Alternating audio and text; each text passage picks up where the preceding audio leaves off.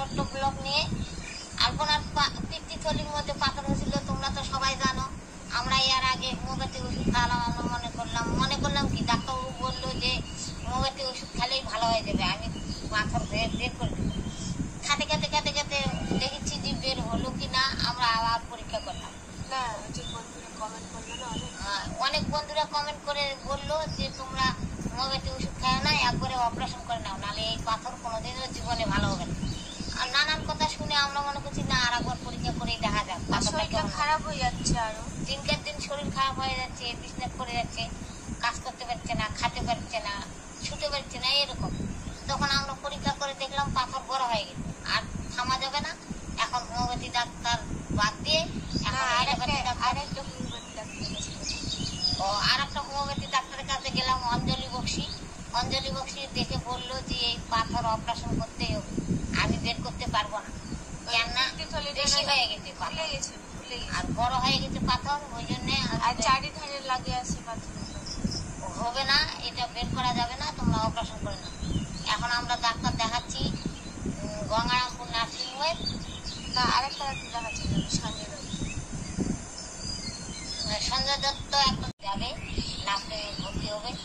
শিলিগুড়ির ডাক্তার রাজেশ গোয়েল, শিলিগুড়ির ডাক্তার রাজেশ গোয়েল ওই দেখিচ্ছে।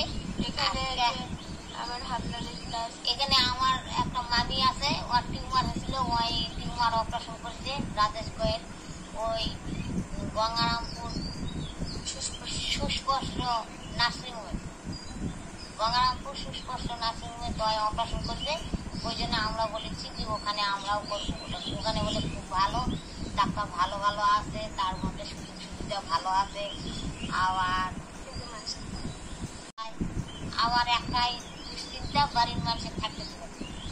আর কি করবো, আমার তো চিন্তা হচ্ছে থাকতে দেবে না। যদি থাকতে দিত তাহলে আমিও ওখানে থাকতাম, দেখাশোনা করতাম কি হচ্ছে না হচ্ছে। ওরাই বলে দেখাশোনা করবে, দেখা যাক।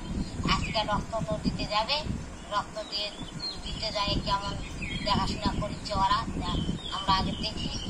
আর রক্তটা আমার প্রথমে যখন পরীক্ষা করি তখন 6.5 ছিল, আর তারপরে যখন পাথর বড় হয়ে গেল তখন রক্ত কমে 6 হয়ে গেছে। এখন রক্ত কমে গেছে, হচ্ছে কি হচ্ছে না হচ্ছে। এখন তো রুগী বিছানা করে গেছে, এখন অপারেশন করাই লাগবে। আমরা আজকে ডাক্তারের জন্য প্রথমে বললো কি যে 2 মাস ধরে রক্ত হোক, তারপরে তোর অপারেশন করবো।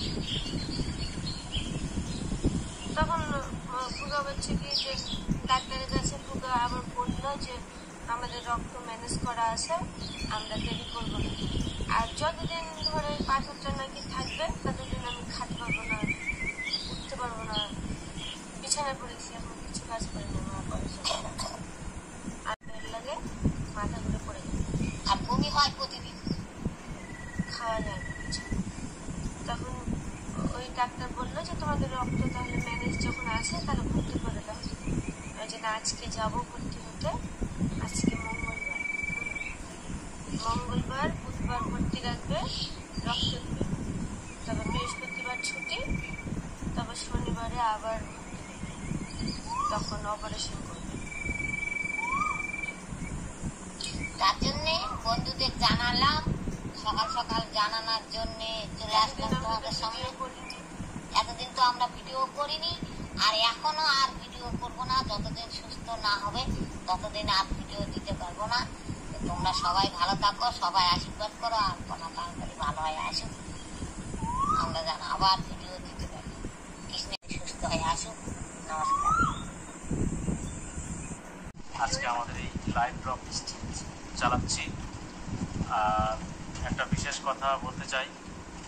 আলপনা অনেকে বলছো যে কেমন আছো, বিক্রমশীল, মহিদ অ্যান্ড আসছি কালকে, আগামীকালকে আমরা কলকাতায় যাচ্ছি।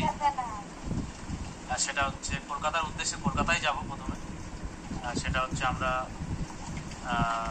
প্রথমত বলতে চাই যে অনেক সমস্যার মধ্যে দিয়ে আমরা আছি। অনেকে বলছে যে কেমন আছো, একজন বলছে যে ভাবে অসুস্থ, মানে ভীষণই অসুস্থ, মাত্র 3 হিমোগ্লোবিন হচ্ছে। অনেক কষ্ট করে, অনেক সমস্যা করে ও নেগেটিভ ব্লাড পাচ্ছিলাম না। 3টে দাদা, হ্যাঁ, একটা প্রফেসর, একটা প্রাইমারি টিচার আর দুটো ভাই, ওরা ব্লাড দিয়েছে। আর এত সমস্যা হয়েছিল মানে সেটা আর বলে আমি বোঝাতে পারবো না। ভীষণ সমস্যার মধ্যে দিয়ে ছিলাম। তো আমাদের তো দেখতে পাচ্ছ না, কি বলবো সমস্যা। উত্তর 24 পরগনা থাকে আর বলা ভীষণভাবে অসুস্থ, খাওয়া দাওয়া ঠিকঠাক খায় না, বই ভাব